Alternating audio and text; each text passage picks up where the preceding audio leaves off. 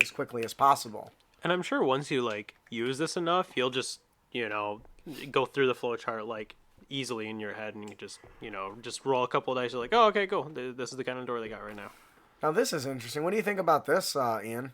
Ooh. I mean, it lets you write down doors you generated or come up with, so you have to do it all over again. Yeah, that is an amazing little detail to include. A sheet to track all that stuff.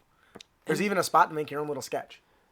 What you could even do with this too is like, say you're like, maybe you base the door or base the dungeon based on the door type that you managed to get. So like, you're like, oh well, they're going into a volcano this time, and now you have this right here, and now all you have to do is just change like a little bit of values for all of them, and then just work it, like streamline it from there. That'd be really easy. It says sketch door for the arty farty. That's funny. Oh, that's great. Oh, there's two of these. What's the difference between these two? This is door record sheet 1. Oh, it's a different format. It just doesn't have the art piece. The arty farty. Yeah. And then of course he has a glossary for dorminology. The hell? Descriptions and rules, difficulty class, locks. Oh wow, that's cool. It describes, armor class. So that's interesting. Wow. It gives you all the little details of what you need. So no special resistances. Wow. Okay. Oh, there's the mithril door. We can see what. Oh, this is cool. To do. So this says mithril doors are resistant to the following damage types: lightning, fire, psychic, necrotic, radiant. So it actually has an entire chart here for what the effects of the. It's not just that they are made of this. There is a reference for the functionality of it. Like a stone door are resistant to the following damage types: lightning, fire, cold, slashing, and piercing. And it has more details than that. But Jeez. It also says it's got vulnerabilities, right? Bludgeoning, force, and thunder. Mm-hmm. So all of those different types come with mechanics with them. So that makes that decision way more important. Mm-hmm. This is really cool. The mithril doors are invulnerable to the following damage: poison. I imagine all doors are immune to poison. You would think so. Like, yeah. Does that not? Maybe not a bone door. Yeah, it looks like a couple of them. That's funny. So there's a lot of good stuff here. Maybe the bone door was made from the poison. It's really great because all those things, once again, it breaks into more detail. Like this says the sliding door. A sliding door rolls back and forth on casters. It said casters, and I thought spellcasters, but it means like rollers. Oh. I'm an idiot. It just goes like this, like on a mage. They go through It's and like, just... as soon as I walk through. What's the difference between a hidden door and a secret door? Oh, A hey. hidden door are doors obscured by another object in the room. A secret door is disguised to look like a wall, floor, ceiling, etc. Okay, so hidden door is just something you can't visually see, versus secret is meant to be out of sight. Got it. Okay.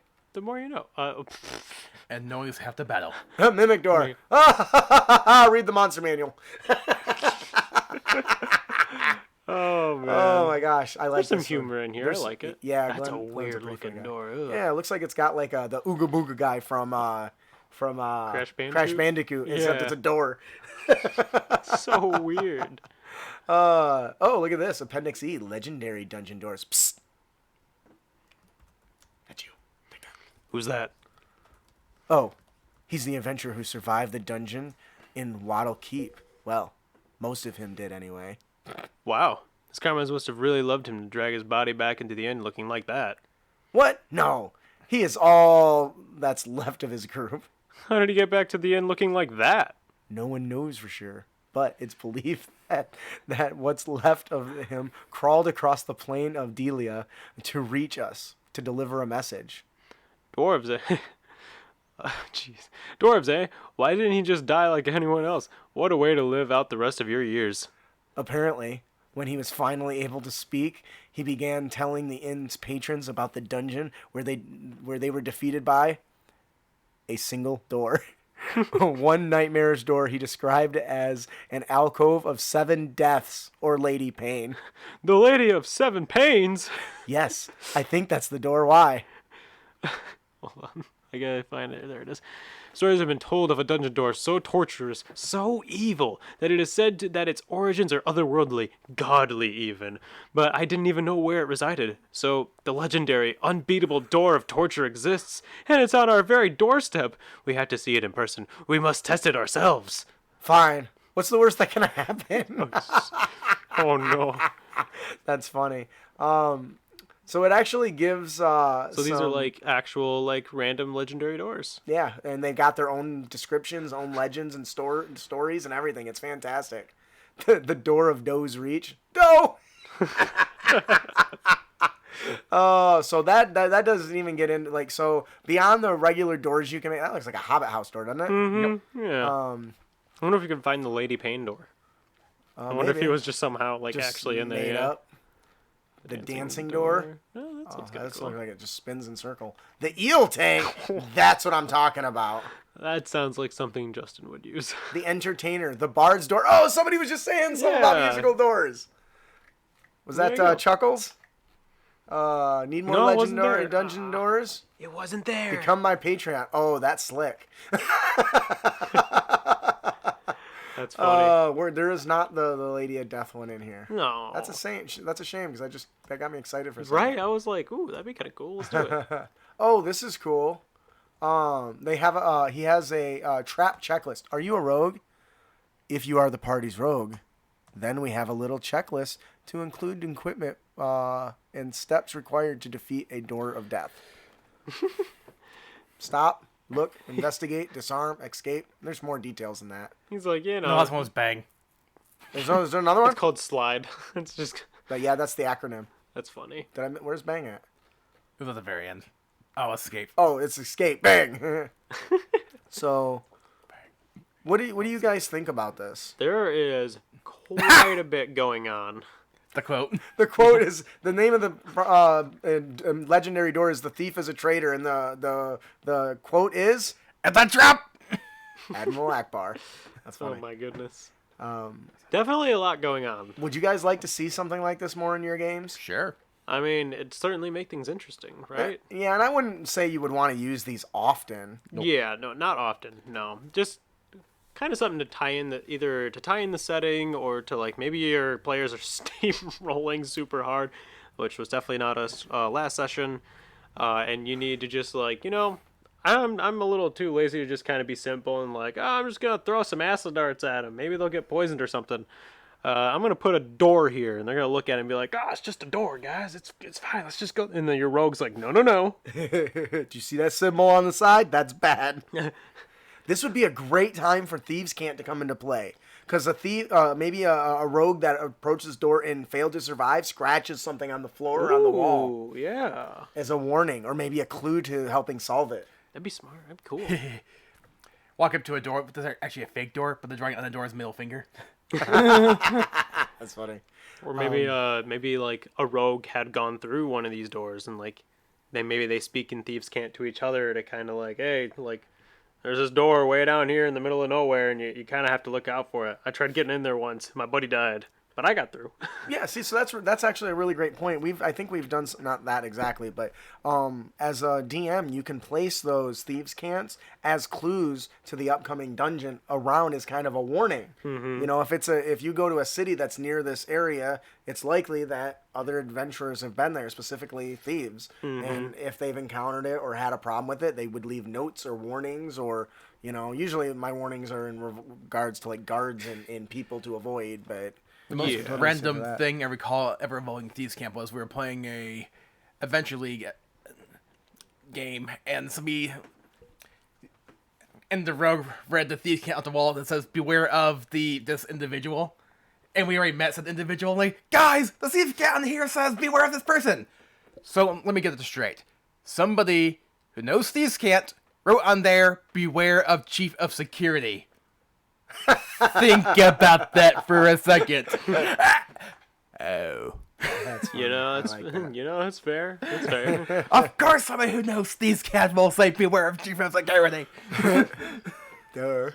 Oh man. Overall, I really thought that this was a great addition to any DM's toolkit. There's a lot of great stuff, and I feel like you could get so much use out of this indefinitely because you can always make more. And the Yeah. fact that you can randomly generate it means you may never use the same door twice. Probably. Didn't you There's say a that lot they- of options. Mentioned that there's possibly millions of combinations. Yes. Yep. It does say that in the adventure, I think. Yeah. So, So just quite a bit to look at. There's so much more in there than what we even just said. Oh, so yeah. there, lots of good stuff. yeah, way more content than I was expecting for something that had the title of it's just Deadly Dungeon Doors. I think that'll do it for our main topic. I just want to say, Glenn, you did a phenomenal job. Great Was great. product. Yeah. Good stuff. Good stuff. Before we move on to our unearthed tips and tricks, we have another gift to give away. Ian, you want to tell us about it? Why, once again, the product you're giving away is Encounters on the Savage Seas 2. Revolutionize your games with this collection of 16 mini-adventures, which has NPCs, locations, creatures, and magical items to add to your nautical adventures. Magic items that your DM will never give you. Yeah. Who's our winner, Austin? Looks like J Gronke 1126. I butchered your name and I am sorry, but Maybe. Sorry, not sorry. Congratulations. Jay You're the winner. Gronke, 1126. If you enjoyed the adventure, please let Jeff Stevens know by leaving him a review. Jay Gronk? I don't know. I don't know. Who cares? Haunch. If you didn't win, have no fears. Crit Academy's got you covered. Head on over to critacademy.com/Jeff Stevens and to get Encounters on the Savage Seas 3 free. Yeah. We never let you guys go home naked or empty-handed. Well, both, I guess. Ha! Maybe. So, moving on to our Unearthed Tips and Tricks segment.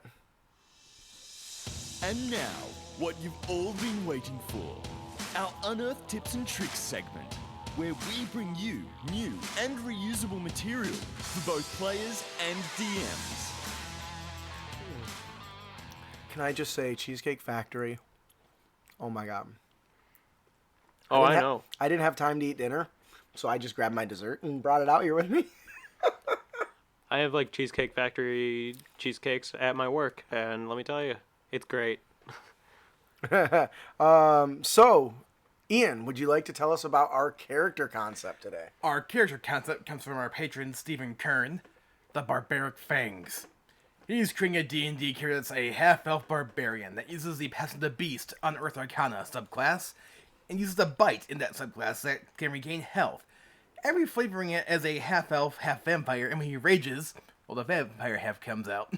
It's an interesting way to go about it. Yeah, when he rages, his skin looks like his skin gets paler, his eyes maybe turn red. That's right. Ooh, That's cool. I like that. How many have you guys played Symphony of the Night? Of course, I own it. Yeah, I have a PS1 copy. so do I. You guys just got like 30 cool points. Because that is bar none one of my favorite PlayStation game. Oh yeah, it's so good. So anyways, onto that. There's an ability that Alucard has that lets him like travel really quickly, There's like a a, lot of shadow or abilities he something. has, Well, but yeah, yeah. that's Anyways, definitely a good one.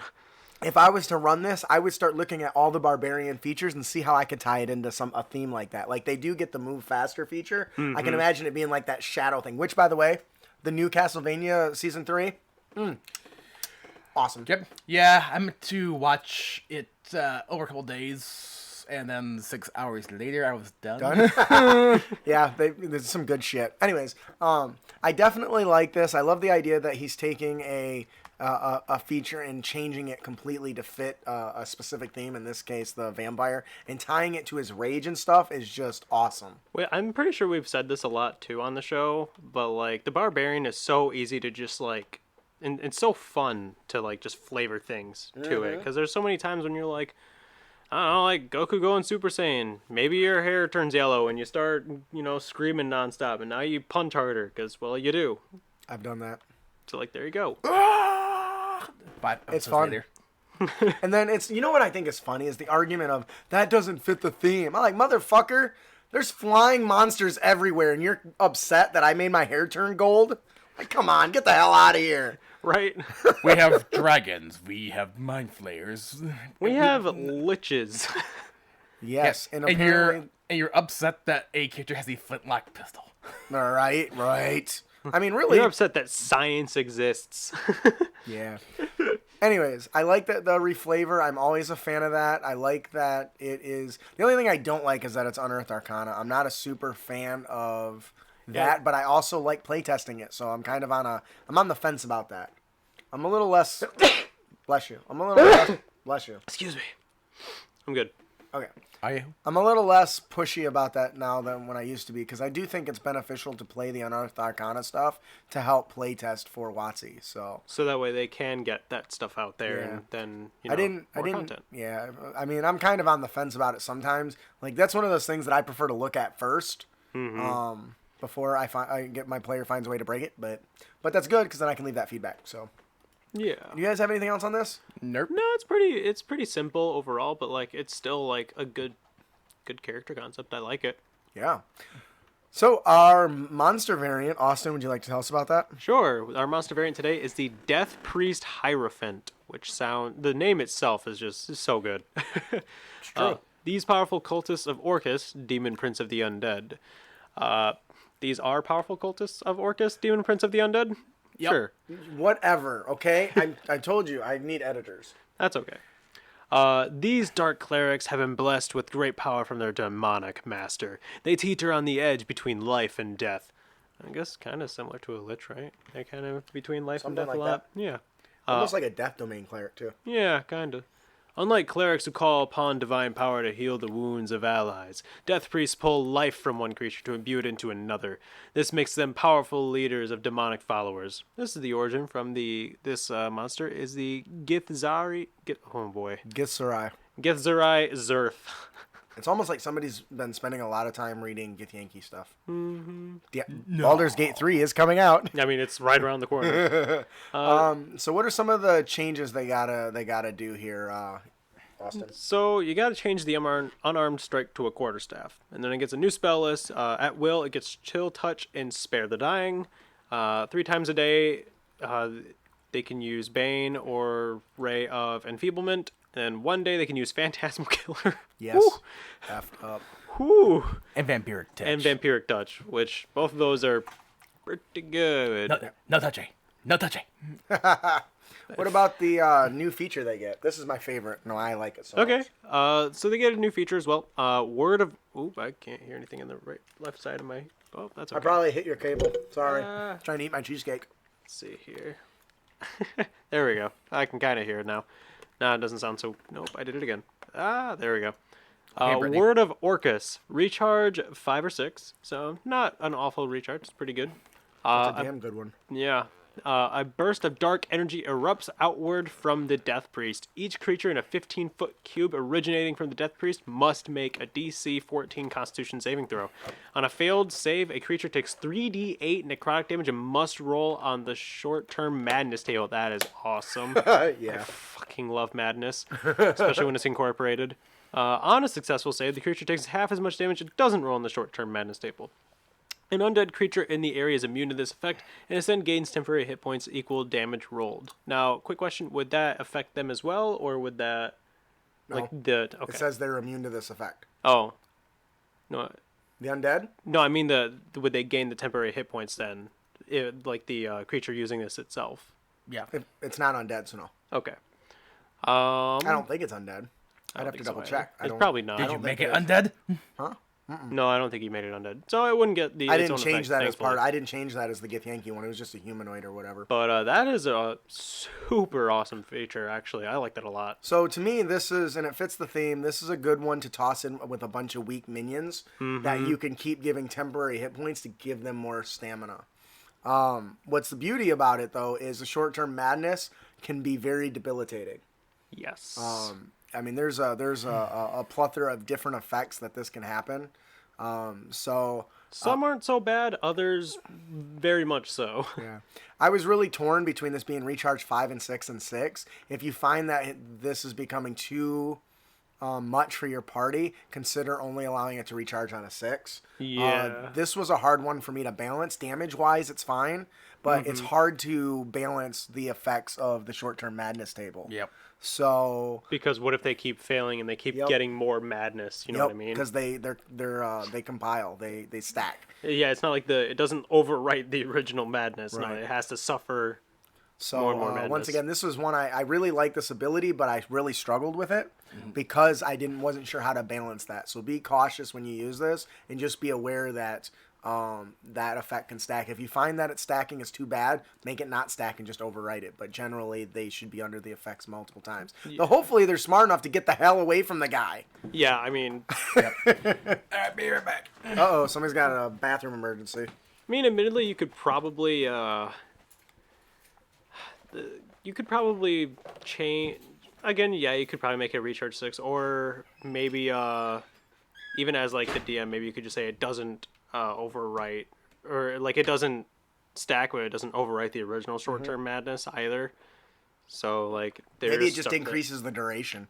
Ooh, that'd be a cool one. That'd be actually. a happy medium, I think. Except for lifelong, you might not want to make it. Well, no, maybe if they keep getting hit by it. I'll be honest. I had on here that if they got hit with it again, they had to roll on the long-term madness, and then if they got hit with it a third time, they had to roll on indefinite madness. But I thought that might be too complex. Indefinite madness is just tough to deal with. Well, I think, but but- high-level spells can get rid of it. So Oh, yeah, I guess that's true. It's more of Yeah. an inconvenience for the party, depending on what level they are. Yeah. Like if you get this at a low level, Yeah, then- it's going to be terribly inconvenient. So Yeah. That's fair though.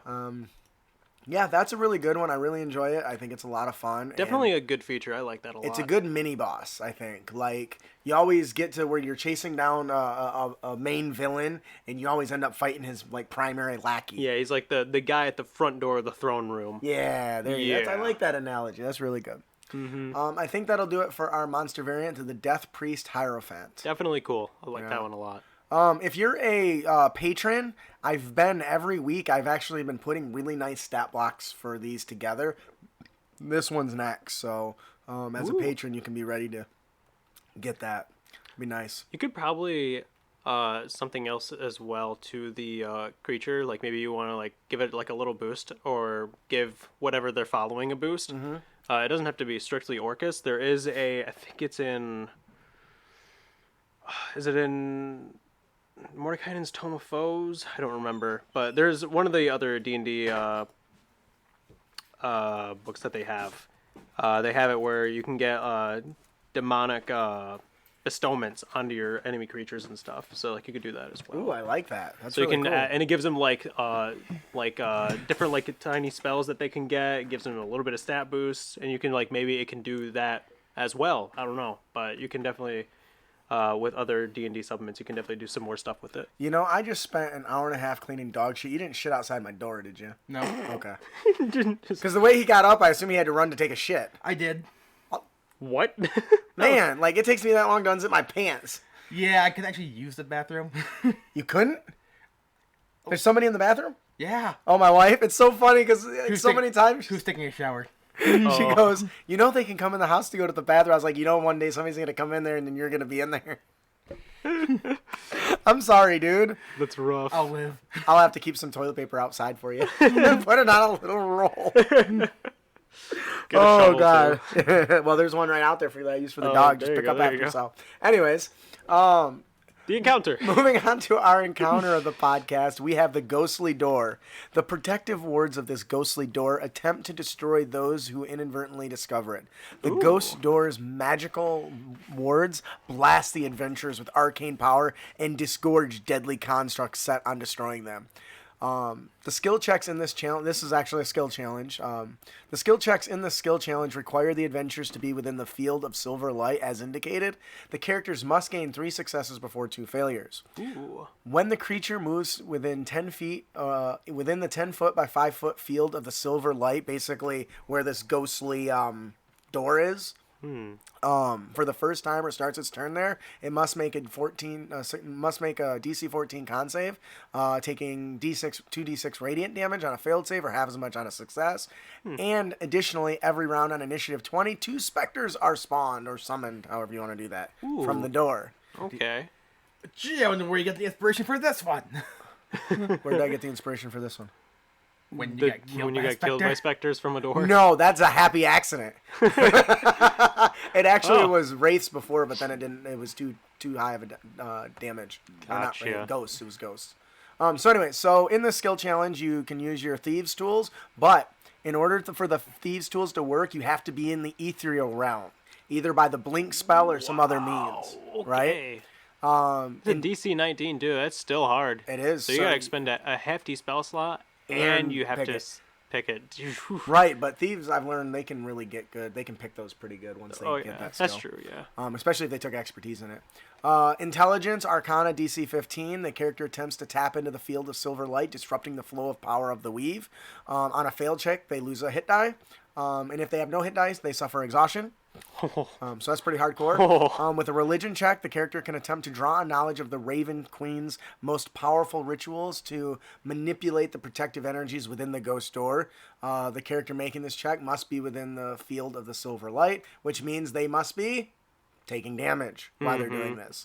So, And summoning specters. yeah, so it's hard. So, and then the last one is a perception check. A character can notice the ghostly door does appear to have a traditional lock. If they can reach the ethereal realm, they may be able to pick it. That's the reference of the Yeah. decks, because no player is going to think that they can pick that. But that's designed to give them kind of an idea that they could do that. Of course, Right. this can only be used to gain one success. Now, this is hard because the longer it takes you to solve the problem, the more enemies you're fighting at the same time. Yeah, because it's every round. There's 2 more of these bad boys. Yeah. Now, specters aren't terribly strong, but they- they can overwhelm you if you get too many of them. So Kind of like a whole the goblin complex where it's like, Yeah. well, I mean, 1 goblin isn't a problem, but 30 goblins might be. So if you succeed, you gain 3 successes before 2 failures. The adventurers are able to disable the magical wards and use the ghost door. Nice. On a failure, the adventurers overload the magical wards on the ghost door. It bursts with silvery light, filling the chamber, dealing 48 radiant damage to all creatures within 10-foot radius. That's a lot. And summons a ghost that Huh. attacks immediately. So, Wow. now a ghost is a lot stronger than the specters. CR4, I think. Ooh. So, not only do they have to deal with any adventurers or enemies that may still be alive, they finally get to open the door, but at a severe cost. Yeah. So, what do you guys think about this? It is a nice touch. Swarms of enemies coming at you from the door. Hell Yeah, yeah. I like that. I like the you have to go into the ethereal realm just to, in order to get into to pick the door. Yeah. Like that's cool. Could you imagine like a thief like who's like paranoid of like He's like- magic and shit? He's like, I don't know if I like this idea. Like, or he goes to try to pick it and it just goes through. He's like, well, this isn't going to work. It's like, guys, I can't pick this door. He's like, well, then what are you good for? Well, I can hide real well. I'm just going to go hide in a corner. Yeah, you guys got this. I'll be over here. Oh, that's funny. Yeah, Um, I like the radiant explosion too. Yeah. It's Just like, basically a well, weak guys, fireball. you fucked up. And I mean, they still succeed. They'll still be able to go through the door. Yeah. But now they've taken a lot of damage. They're fighting specters, and now a ghost just appeared. Which, by the way, the very first thing the ghost should be doing is possessing somebody. Very first thing. Dance, puppets, dance. Like, imagine them if they're still specters and they possess the rogue who gets sneak attack. Oh, it can drop somebody so quick. Ghosts are deadly when they can take somebody over. So, yeah. Is that fun. any check? What kind There's, of it's a save. I think It's it's a a. save. I think it's a Is it wisdom or charisma save. I don't know. I don't remember. I'm not super smart when it comes to those rules.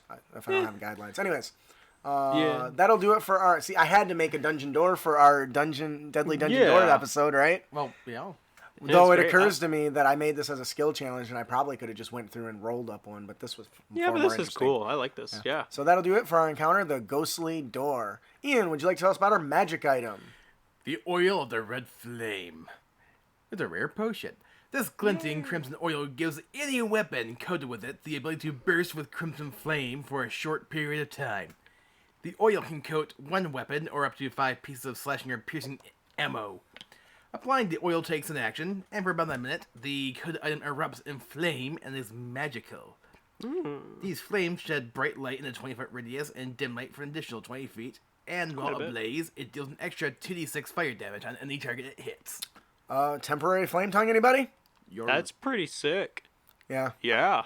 Honestly, while it is a flame tongue, I got the idea from Ocarina of Time when you shoot through you shoot your Oh, arrows the- through through the the torches and they Yeah. light on fire. I was like, why isn't that a magical potion? Like something you can just dip your stuff in. Like I can totally see like the ranger having like this attached to their pouch, and they boom, they dip it, draw arrows, and launch them. Or the same thing with the. I'm actually surprised it didn't pull this from either The Witcher, where in game you coat your sword with potions to get different effects, or for that matter, the whetstones from 4th edition. We've done the whetstone thing, Right. which actually this was, the mechanics for this were inspired by oil of sharpness. Okay. So there is some relation to like 4 and 5 other things, but I have not actually seen or played the Witcher games. I did see the show, which is awesome, by the way. And man, I was pissed at that ending. I was like, I just waited for you to. I waited for this to happen the entire time, and then it happens, and they're like, we're done. Like, fuck. End of season 1. Yeah, but there's another one coming, so. I would hope so. I remember everyone was so upset that they thought that Henry Cavill wouldn't make a good. Shit, what's that guy's name? Geralt. Geralt. Geralt, yeah. Yeah. So turns out he did. Did I say it wrong? No, I thought I was gonna say. I almost said Geralt, and I was like, no, that's not right. No. Once again, I've talked at length how I love temporary buffs. This is a great one. You give this out, they get cool, magical, flaming weapons for a little while, and then poof, it's gone when it runs out. So, once again, this can only be used once, so it's a thing that they gotta wait to use at the right time. So, what do you think, Austin? Definitely fun. I like this. You can even like make it like an enhanced version of this as well. And what you could do is you can make it like a very very rare, or yeah, probably very rare. And like you can make it so it has like charges. Oh, yeah, and like have it recharge, Yeah. like at dawn or something. Yeah. I could see that, but then you might as well just give them a flame tongue weapon. Yeah, but this is in case you don't want to do that. Okay. This is in case you like, yeah. So they don't have it the entire time. Like maybe it can have Yeah. 3 charges and it lasts for 3 hits, or Right. 5 charges or 3 charges for 1 minute each. Yeah. And, That still might as well be flaming weapon, I think. and you have to use a full action to activate it, so. Yeah. That depends. For all you people that don't want to play a thief, boom, bonus action, people. Yeah, that's true. These are just like, and now my sword's on fire, and I'm gonna stab you with it. Yeah, and that's a great point because the one thing the thief gets so much flack for not being as strong as the other ones, but being able to use potions as a bonus action is huge.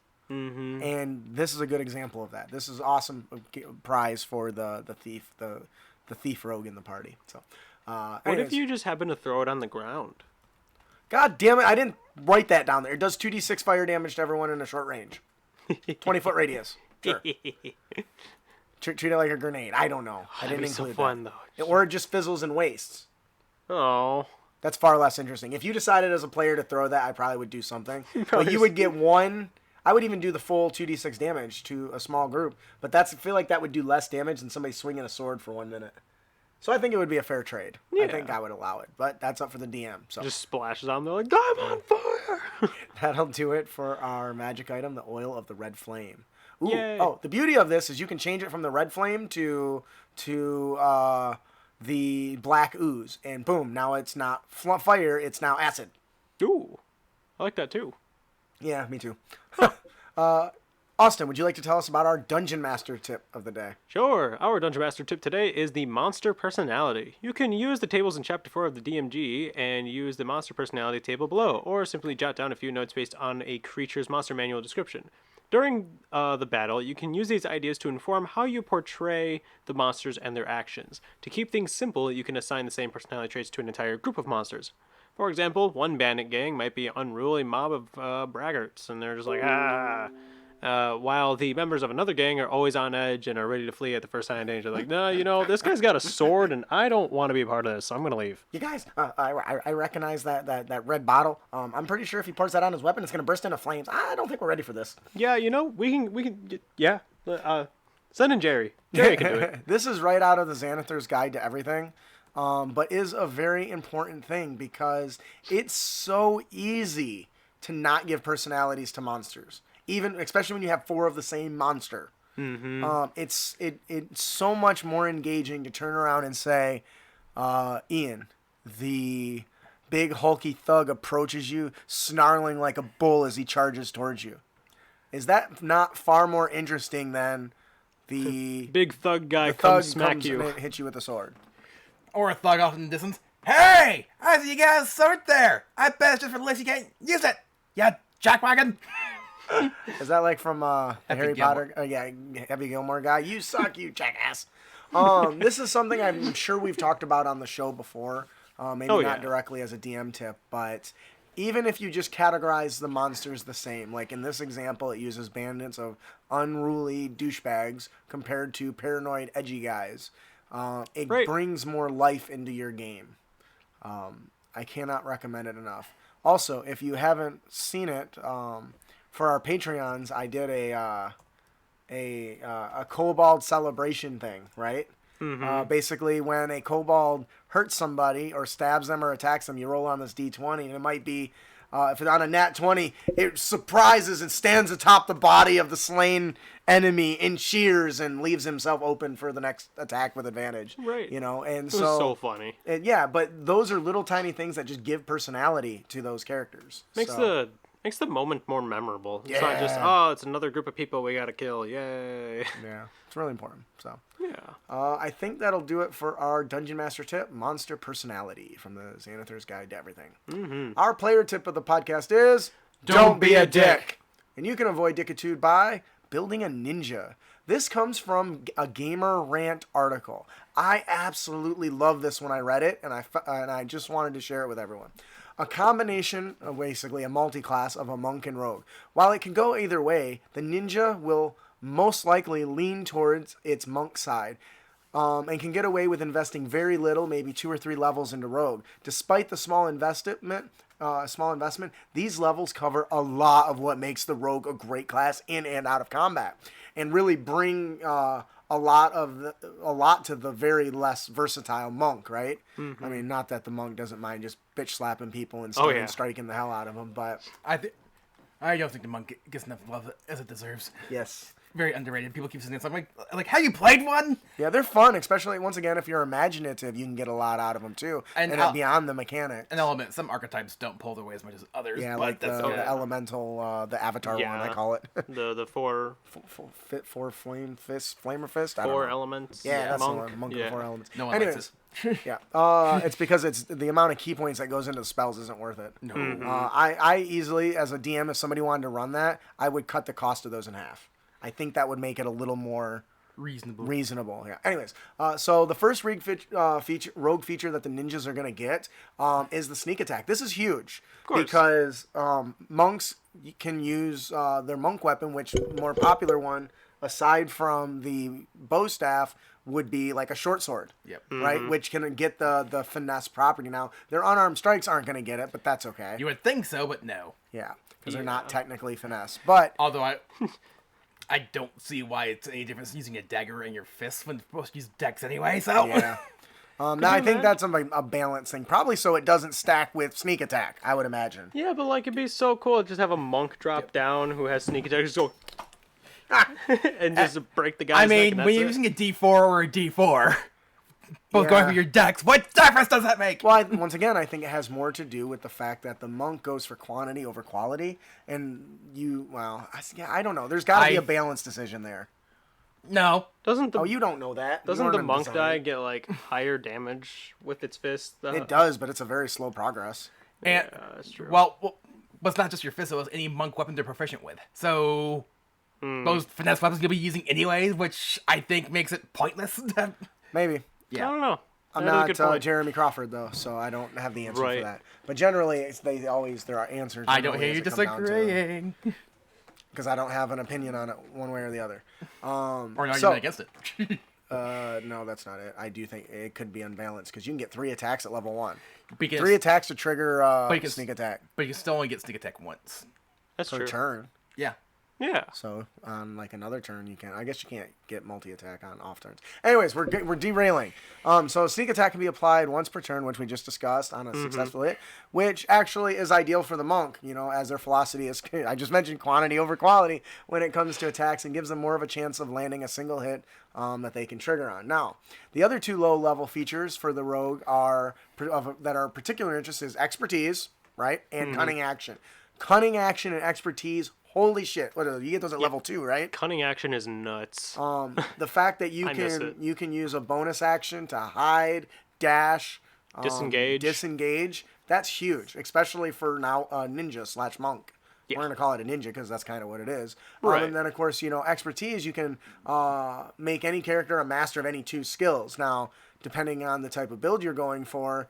You can pick any number of things for the monk. For me, I'd probably pick acrobatics personally. But you could also just.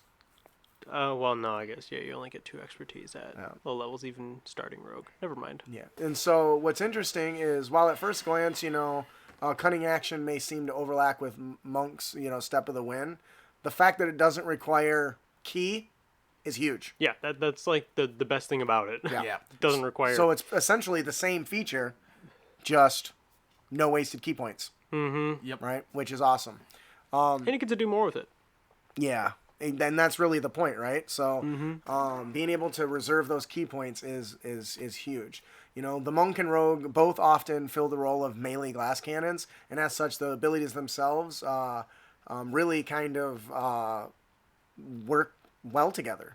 And I think that this is just a really great multi-class build. As you'll notice, this is... Yeah, that's supposed to flurry of blows, but anyway. What? That's supposed to flurry of blows, but anyway. That's what I was referencing with all the extra attacks. Yeah. You also keep forgetting I'm always half asleep. Yeah, I don't... Yeah, okay, I do forget that. There is a link to the Gamerant article that has several other of these sorts of things. Mm-hmm. And we'll probably talk about more of them as time goes on because there's some really good shit in there. But I love this. Overall, is this something that you guys would try playing? I mean, I might work with the ratios and see how it maps out, but this is definitely a possibility you can go with, without question. What the hell is that, Ian? Potion of flaming flatulence? Really? Yep. What the hell? I just looked out and that's what I see in Ian the is chat. definitely half asleep right now. Of course, That's been there for a while, dude. me being the guy who loves playing the rogue, I would definitely do this. Yeah, it's definitely worth... That was back during the match item discussion. Oh, yeah, well, whatever. Anyways, I think that'll do it for our player tip of the podcast. Don't be a dick. And you can avoid dickitude by min-maxing the hell out of your ninja.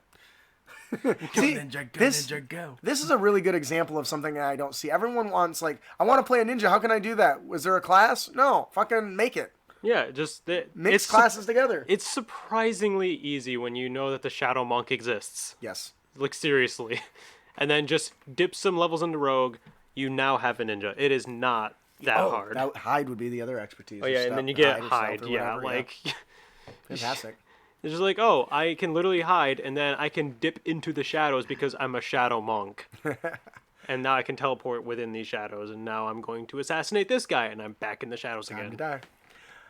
All right. Want to be a ninja? There you go. Please join us on our next episode. We'll be discussing 100 weapon histories with D&D Speaks Casey Willis. I'm really excited for this. That's a lot of weapon histories. Well, we're not going to read all of them. I mean, I know, but still. We're going to talk about the weapon histories, and if you don't know, D&D Speak always does these 100 lists, and I'm really excited to hear his process and all that stuff. So, really great. If you're not following him on Twitter and Facebook, do that. Or Instagram, he's on there too. Yeah. If you have any feedback on our tips and tricks or topics you'd like us to discuss, please send them to us. You can email them to us at critacademy@gmail.com or find us on Twitter and Facebook at Critacademy. Yeah. We hope you I can't talk right now. What? We hope What? you enjoyed your experience here at Crit Academy. If you did, What? you can help others find the show by leaving a hopefully 5-star review on iTunes. Or just leave a message telling us how much you enjoy the show. He really enjoys it when you actually do send him a message. I do. We hear Makes me about it. smile. I gotta tell you guys about something. You wanna finish that sentence there? Also, be sure to give us a like and a share. What? All right, so before I get to the closeout, I'll post it on Facebook either today or tomorrow. But in our Fantastic Terrain, which, by the way, is now Electrum bestseller. It's our first Electrum bestseller product. I'm excited. Less than 1.5% of DM's Guild products hit that. Yep. Think Oh, about wow. that. That's crazy. Yes. Anyways. What was it? So there's an item in there called the Shadow Motes. And I got a message from a listener who physically made it for his games, for his tabletop games, and it's wow. awesome. I think his name's Billy. I'm sorry if I got that wrong, but I'm really excited to share that. I'll make sure to share that with you guys on the Twitter and Facebook and shit. So definitely check it out. Okay. As of right now, we are planning to launch our Words of Power on March 14th. So keep an eye out for that. Our patrons, our gold tier patrons, already got it. So they're enjoying the beauty of that, and there's several people that said they're going to pick it up as soon as it comes out. So I'm excited. So keep an eye out for that. And when this goes live, it should, or when this podcast releases, it should already be available. So Yeah. make sure to subscribe to our show. Did somebody already read that? No. Make sure to subscribe to our show at critacademy.com. Follow us on twitch.tv/critacademy. Subscribe on YouTube. Please subscribe on YouTube. It's embarrassing how few people are on YouTube. Like, I know that as soon as I don't know. I know Ian has been working to put out little snippets of our Under Tips and Tricks individually on there. And failing. Yeah, he is. I wasn't going to say that. I'm glad he did. But so definitely check that stuff out. Make sure to follow our fellowship members at critacademy.com/critnation. There is just some awesome team members on there. If you're not have not checked out the Kind GM, he writes amazing articles that are just full of awesome. I really enjoy them. They help me find new RPG stuff. It's not just D&D though. It's all gaming sort of stuff. Check out Gabe and Jeff of Interparty Conflict. I love their podcast. They answer your questions, and it is fun to listen to. Way better than us. Yes. they have such romantic, sexy, hot voices. I'm going to be honest. Like, it tickles my ears when they're whispering in it. Come here, little baby. Let me whisper in your ear. That's kind of how I feel when I listen to them. Is that weird? Yes. Okay, that is a little weird. I was like, well, this took a turn. I am your host, Justin. I'm your co-host, Austin. I'm your host, Ian. Thanks for listening. Keep your blades sharp and spells prepared, heroes. I'll wave to the camera, everyone. Thank you guys so much for joining us. We appreciate Always it. forget to wave.